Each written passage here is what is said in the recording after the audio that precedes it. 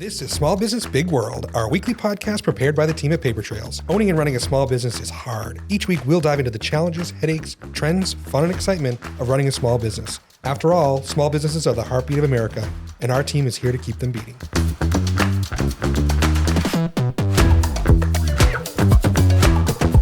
Welcome to Small Business Big World, our weekly podcast where we talk about everything small business. Today, my guest is Detective Steve Borst, very official title. Welcome. Thank you. Steve's a police detective here at the Kennebunk Police Department. Very fortunate to have a great local police department here, very supportive of the community, which we'll talk a little bit about a little bit later. But, certainly today we're going to kind of talk about safety and security in your business, which is usually at the bottom of most people's list, right? True. The top of the list is, hiring and bringing in sales and all that stuff.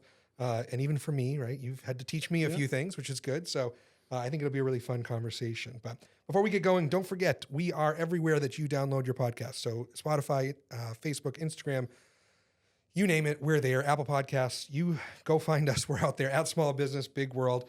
Certainly, if you have any questions for us or for Steve, feel free to shoot us an email, podcast@papertrails.com, and we will be there to answer those for you and get going. So, Steve, let's talk about security basics for small business. So I'm small business, small town America, just like us. Yep. What are the real basic things I should be thinking about in terms of security and safety for me, my employees, my customers? Yep.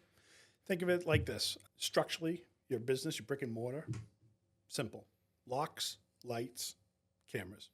Real simple. Doesn't have to get crazy expensive, crazy elaborate. Keep that footage. A lot of people have a DVR kind of set up, yourself included, who you can manage how long you want to keep the footage, what starts the footage, what ends the footage. At this day and age, almost every crime that would happen, like in a downtown area or wherever, should be on video somewhere. It's up to us to try to go and find it. We have a program here in town called Virtual Neighborhood Watch. You're a member, and it's like a clearinghouse for people to just log on and say, "Hey, my house is here, my business is there. I have this many cameras. I keep it for 30 days, and if you need something, let me know." Even the ring cams, right? We all have ring cams, simple. Doorbell cams, things like that. Easy stuff like that. Right. Make your business one that they want to pass up on. Right. So if somebody wants to come into town and do some burglaries on the overnight shift, and they see 3 businesses, make yours the one that's lit up. That they say, I see he's got cameras in use. Now we'll pass this one. We'll go to the next one. Right. It's funny. So we had an incident here at the office early this year where we had what we thought were checks stolen, but. Yes. And we didn't have cameras at the office, right? I'm a trusting Mainer. I barely even lock my house. So I shouldn't tell you that. I shouldn't put that out in the world, but it is locked and we have cameras and all those good things. But we definitely, learned that we needed to have some cameras here because we had checks missing. And I think it was just a big misunderstanding at the end of the day. But because they got returned like 2 days later, I think it was the mailman that got confused. But, it's important, right? And now we do look at those, not often, but if something's going on, I know, one of my employees, he gets bored on Sunday morning and checks things out. Yeah. What's going on. But, it's important to have those, I think. Right. So it's an investment. Protect your investment. Yeah. And even things, you talked about lighting, right? I mean, it's not just to make your property look good, but it's also a safety thing. Right. Even for your clients or your customers, your staff in and out, keep it safe. Right. Lit for snow, things like that. Trips. You'd be surprised too. On the midnight shift, a lot. We do building checks every night. How many buildings people just? It's Friday. They want to get out of here. They want to go to work. To get out of work and go home, and they forget to simply lock their door. We'll have guys and girls on the midnight shift checking doors. They find an open door.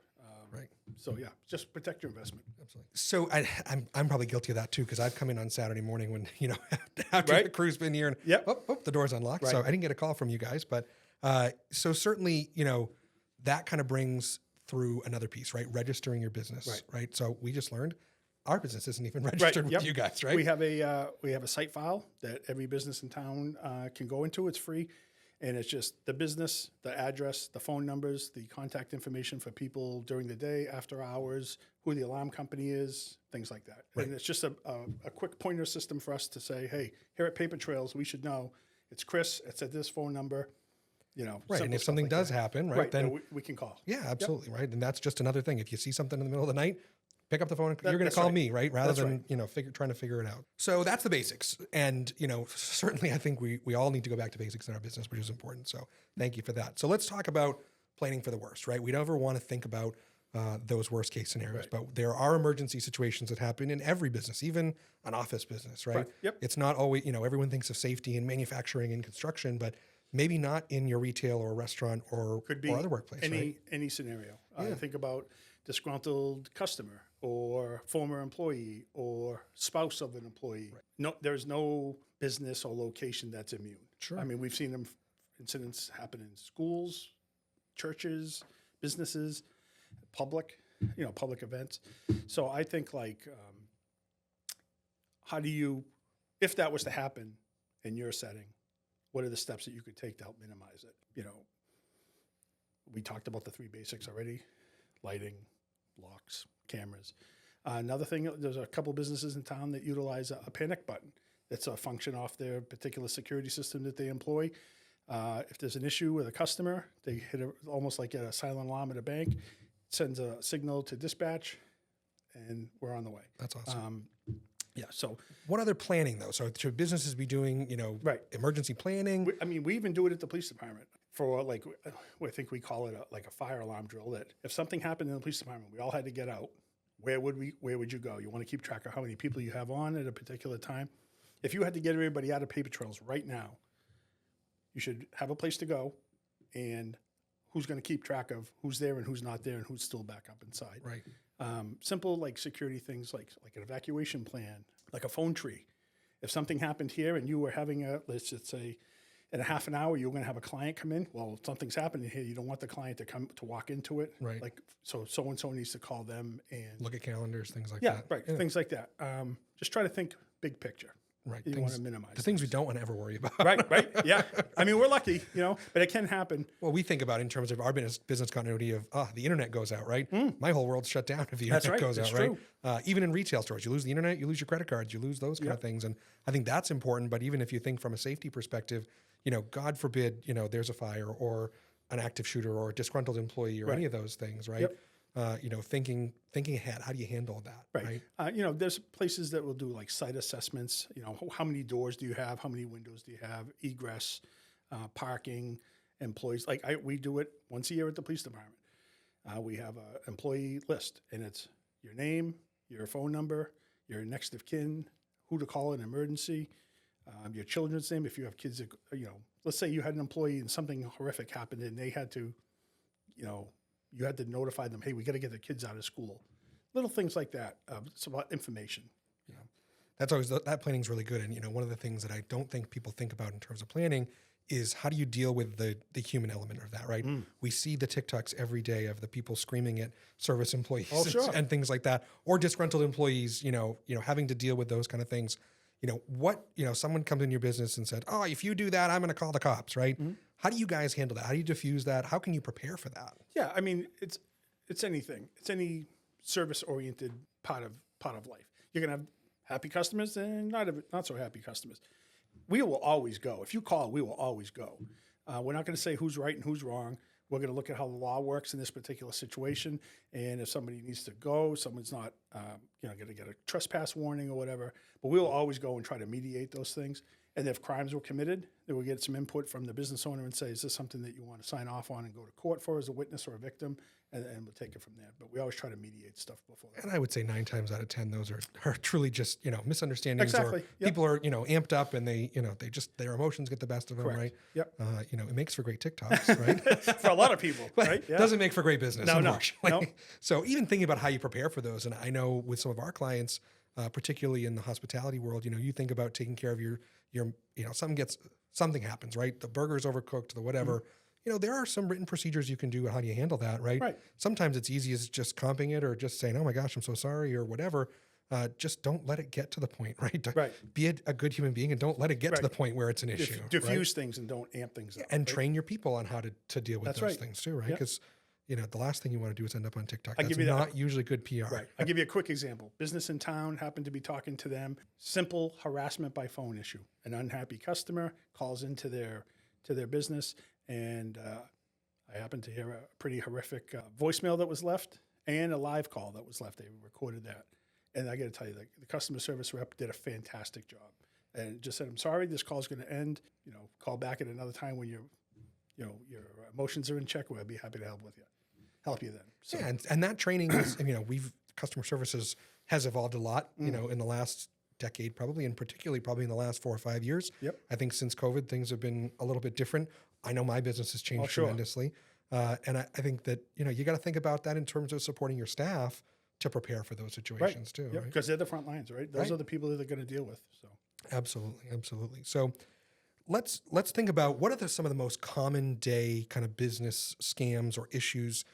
What day to day, if you got something coming in, it's Monday, what's going to hit me on Tuesday every week or once a week?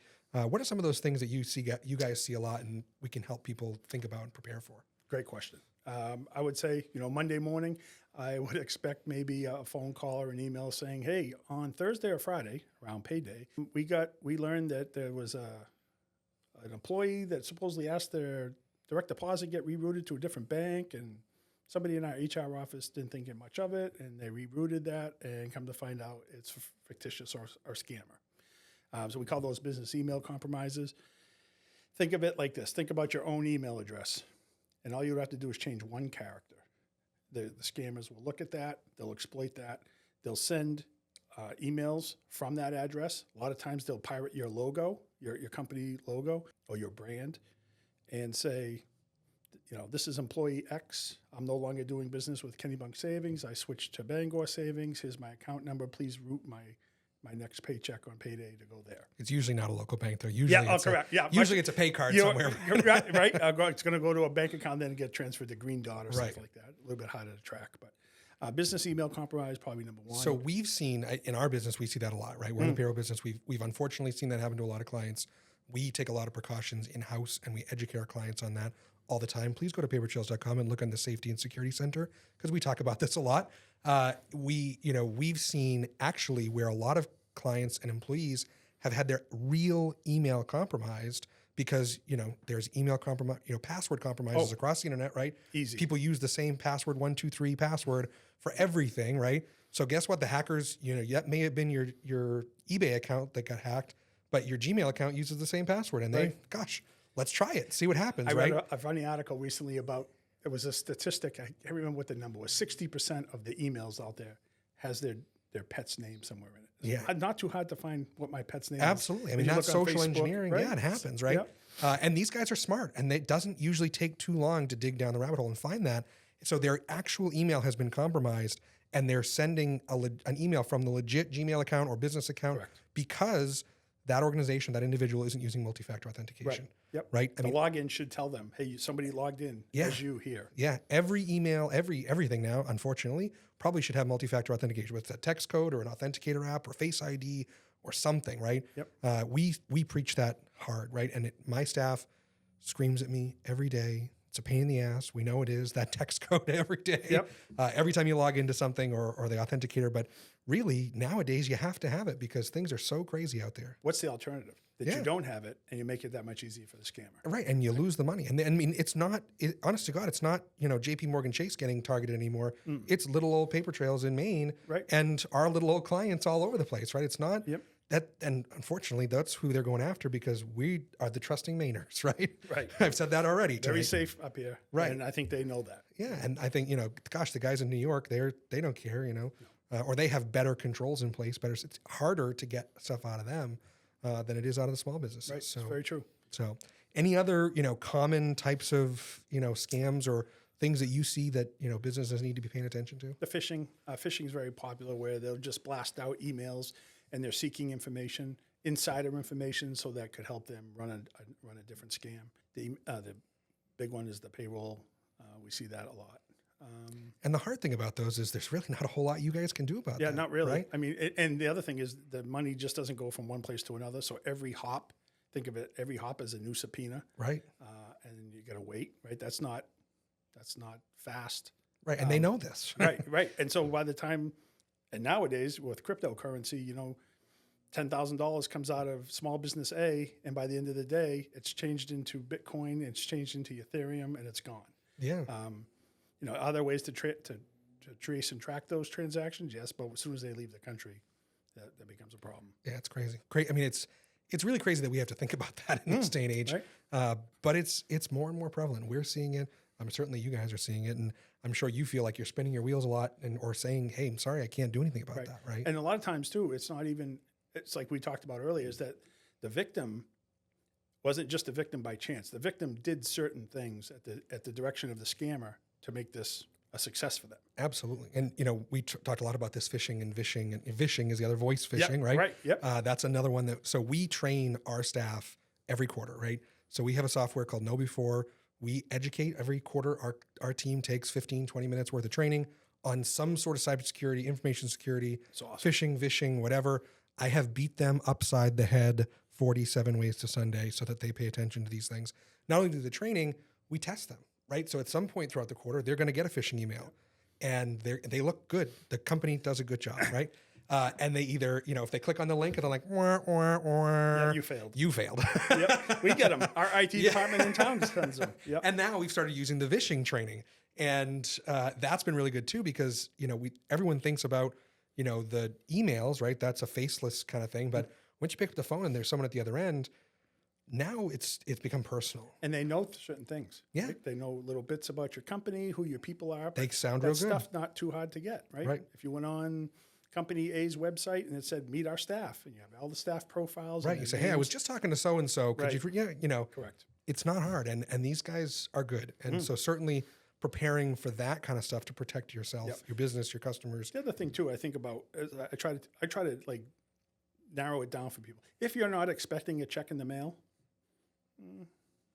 question it. Right. If you got an email from somebody and the email doesn't look right, or the address that it's coming from doesn't look right, you should question that.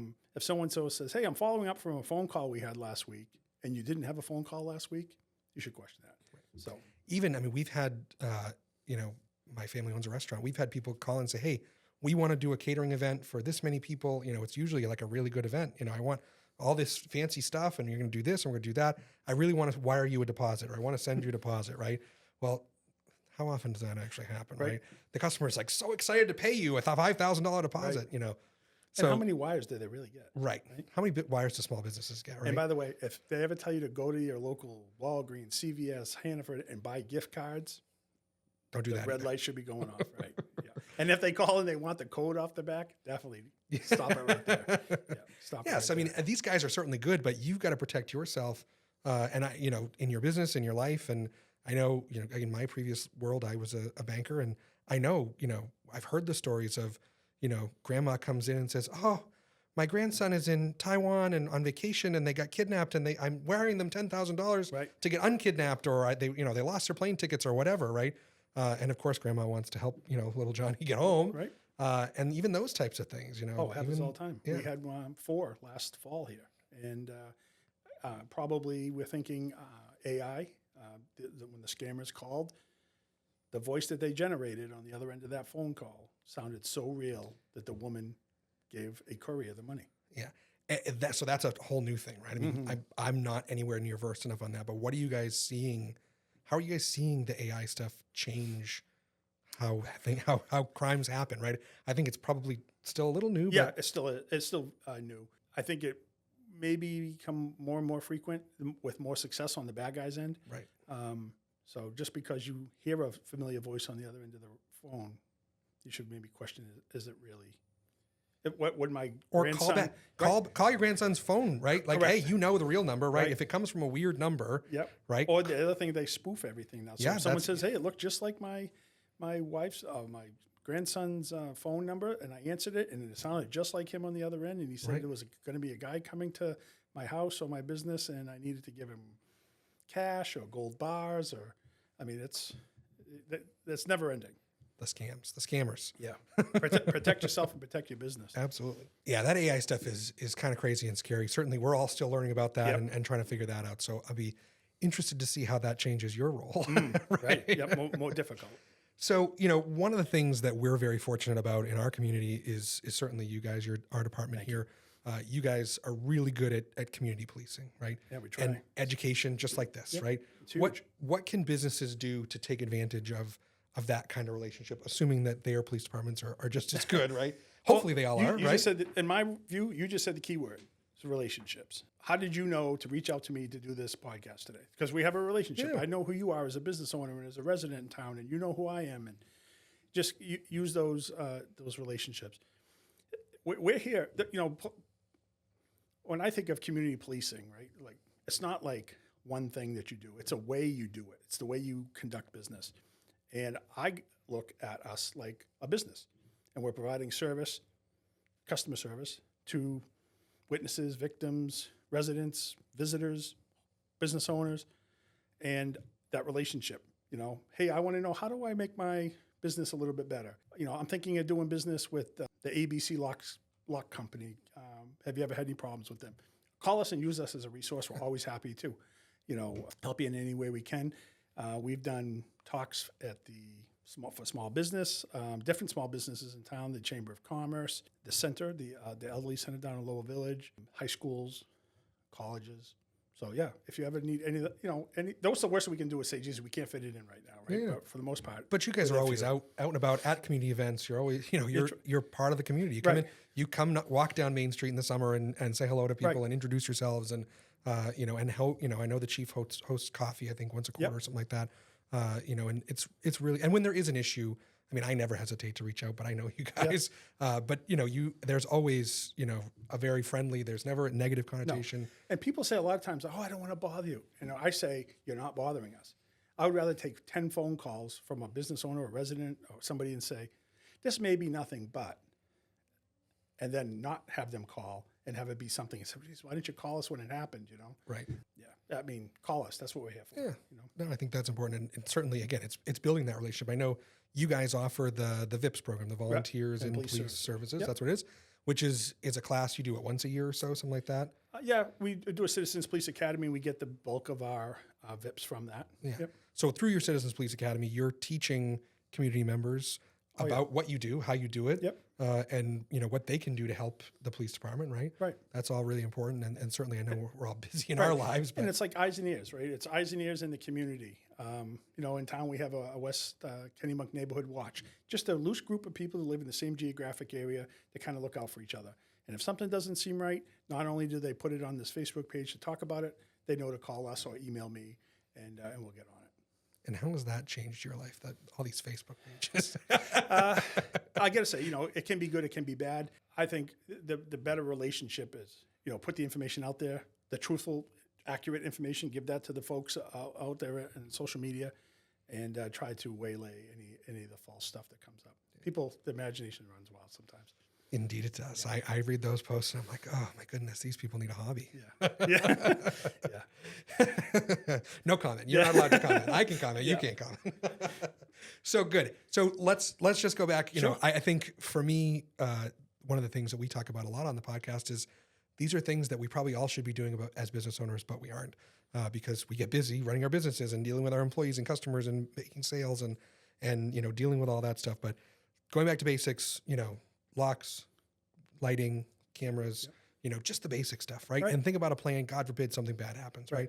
Those are pretty basic things. And then always be looking out for the scams and don't be afraid of the police department, right? I mean, I think, unfortunately over the last, decade or so, I think it's been really hard to be a police officer. And I certainly appreciate everything you guys do. And we know that. I think it's definitely, but 99.99999% of police officers in this country are fantastic people, and they just really care about the community, right?